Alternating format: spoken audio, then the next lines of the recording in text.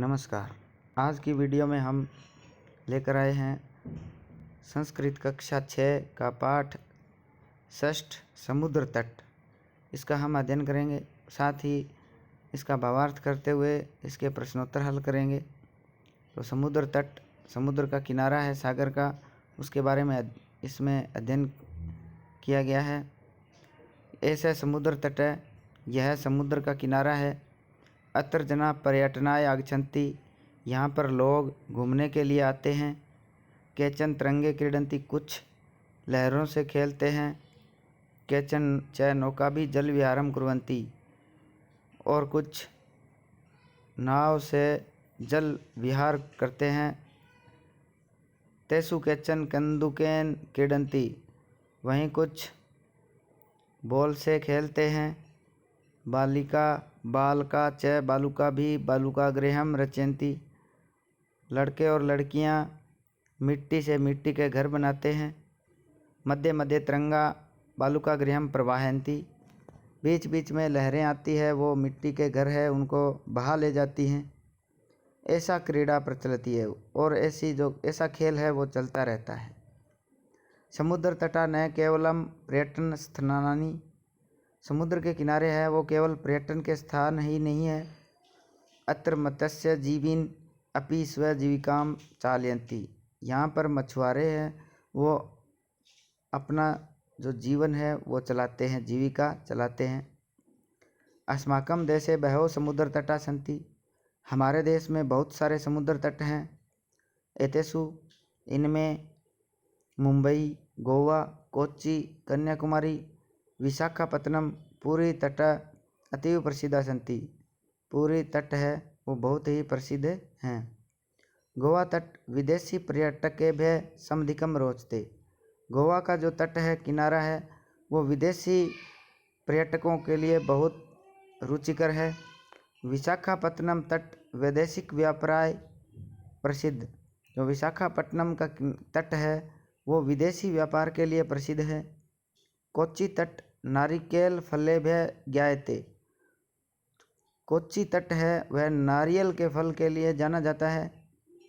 मुंबई नगरस्य जुहू तटे सर्वे जना स्वैरम विहरन्ति, मुंबई नगर का जो जुहू तट है वहाँ पर सभी लोग सुबह सुबह घूमने आते हैं।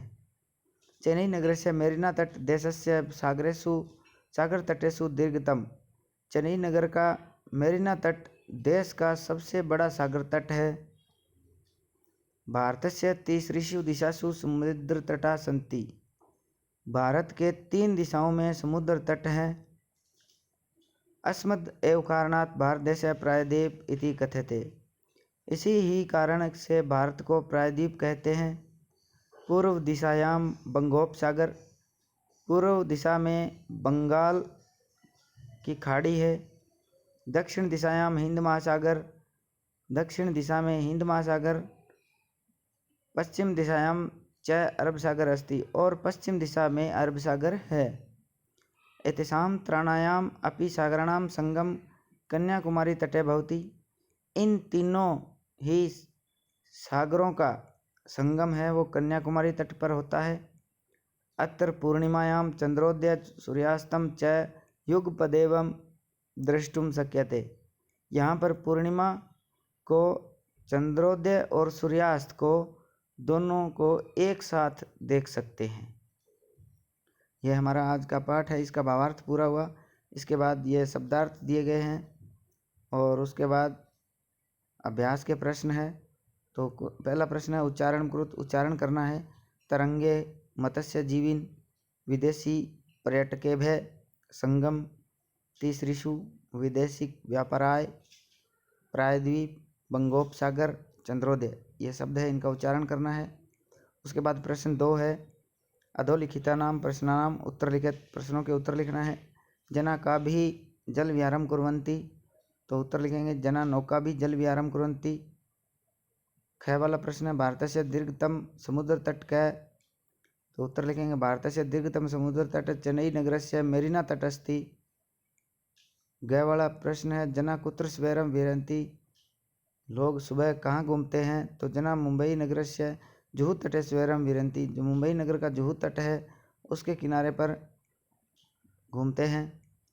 बालका बालुका भी किम रचयन्ति, जो बालक है वो मिट्टी से क्या बनाते हैं, तो बालुका गृहम रचयन्ति।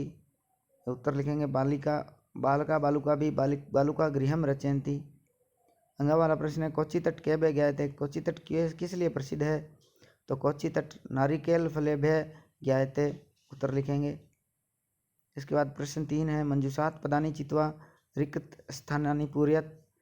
ऊपर जो शब्द दिए गए हैं उनको इनसे वाक्य रिक्त स्थान भरने हैं। तो क वाला प्रश्न है, कन्याकुमारी तटे त्रणायाम सागराणाम संगम भवति। कन्याकुमारी तट पे तीनों सागरों का संगम होता है, तो संगम लिखेंगे।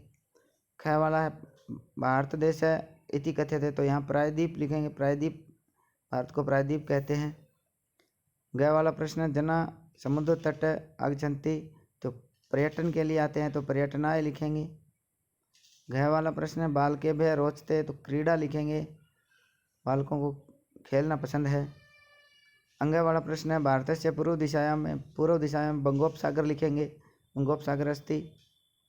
इसके बाद चौथा है, यथा योग्य योजत, तो मिलान करना है। समुद्र तट है पर्यटनाय, जो समुद्र तट है वो घूमने के लिए होता है। क्रीडनकम खेलनाय, खिलौना है खेलने के लिए होता है। दुग्धम पोषणाय, दुग्ध से पोषण मिलता है। दीपक प्रकाशाय, दीपक से प्रकाश के लिए होता है। और विद्या है ज्ञानाय, ज्ञान के लिए होती है। इसके बाद इनसे मिलान करके बाद 5वां प्रश्न है, तृतीय विभक्ति प्रयोगेण रिक्त स्थानानि पूरयत। तीसरी विभक्ति का प्रयोग करते हुए रिक्त स्थान भरने हैं। जैसे व्योम मित्रेण सह गच्छति, तो मित्र का मित्रेण हो गया। इसी साथ क में है, बालका सह पठन्ति, बालिका का बालिका भी आएगा, यहाँ विसर्ग लगाना होगा इसके साथ। ख वाला है, तड़ागे विभाति, तो कमल का कमले हो जाएगा। ग में है, अहम अपि खेलामी, कंदुक का कंदुकेन हो जाएगा, कंदुकेन लिखेंगे। घ वाला है, अश्वा सह धावंती, तो अश्व का अश्वे हो जाएगा। अंग वाला प्रश्न है, मृगा सह चरंती, तो मृग का मृगे हो जाएगा। इसके बाद है, अधोलिखित वृत्त चित्र पश्यत उदाहरण अनुसारेण कोष्टक गते शब्दे उचित वाक्यानि रचयत, कि ये जो वृत्त चित्र है इसको देखकर और उदाहरण के अनुसार वाक्य बनाना है। तो इसमें से एक वाक्य इसने बना रखा है पहले से ही, रहीम मित्रेण सह क्रीडति, तो हम दूसरा वाक्य इसमें से चुन के लिखेंगे, रहीम द्विचक्रिकया आपणम गच्छति। तीसरा लिखेंगे, रहीम कमलेन पत्रम लिखति। चौथा वाक्य लिखेंगे, रहीम हस्तेन कंदुक कम क्षिपति। 5वां है, रहीम नौकाया जल विहारम करोति। छठा वाक्य इसमें से लिखेंगे, रहीम चस्केन जलम पिबति।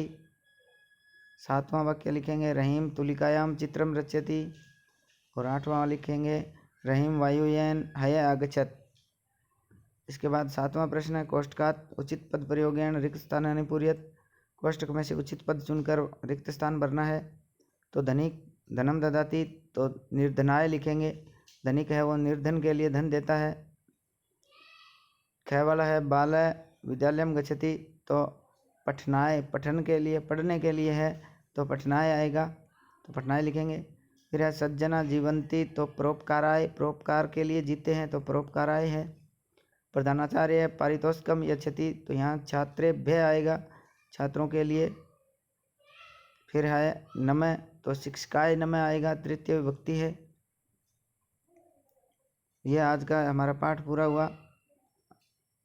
अगर पाठ अच्छा लगा आज का वीडियो, तो आप वीडियो को लाइक करें, शेयर करें, और अगर आप चैनल पर नए हैं तो सब्सक्राइब करें। धन्यवाद।